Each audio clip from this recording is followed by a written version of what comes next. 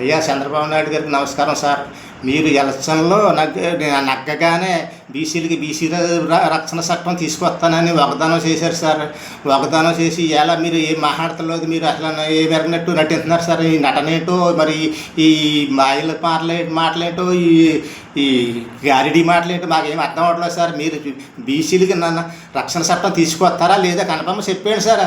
నా వల్ల కాదు, నేను చేయలేను, లేదో అప్పుడు ఓట్ల కోసం అబద్ధం ఆడాను, నా బతికే అబద్ధం అని మీరు అన్నారనుకో, మేము వదిలేస్తాం సార్. వదిలేసి రేపు భవిష్యత్తులో ఏం చేయాలో ఏటో మళ్ళీ ఎవరికి వేయాలో ఏటో అప్పుడు ఆలోచించుకుని వేస్తాం సార్. మీకైతే మళ్ళీ భవిష్యత్తులో ఓటు బీసీ అన్నవాడు ఎవడో ఓటేడు, బీసీ అన్నవాడు ఎవడో ఓటేడు సార్. మీకైతే ఎందుచేత ఇంత మోసం చేశాక కూడా ఇలా మోసగాళ్ళకే మాయ మాటలు చెప్పేవాళ్ళకి గారిడి మాటలు చెప్పేవాళ్ళకి మళ్ళీ భవిష్యత్తులో ఓట్లు పడ సార్. జగన్ గారికి అలాగే బుద్ధి చెప్పారు, మీకు అదే అలాగే బుద్ధి చెప్తారు సార్. అది మాత్రం మర్చిపోకుండా సార్. సంవత్సరం అయింది సార్, ఏది ఇప్పుడు ఊసలేదు. మీరు వాగ్దానాలు మాత్రం చేసేస్తారు. పెద్ద పెద్ద అది కనిపెట్టేసాను, ఇది కనిపెట్టేసాను, నేను పెద్ద గొప్ప దేశంలోనే, నా ఎంత గొప్ప దేశంలో లేడు. ఏంటి గొప్ప? బాగా బీసీలు చేయండి, మా బీసీలు న్యాయం చేసి అప్పుడు మీరు గొప్ప ఏటో అప్పుడు నిరూపించండి. మా బీసీలకే ఎన్ని పొడి కత్తి పొడి పొడుతున్నారు, ఇంకా గొప్ప ఏంటి?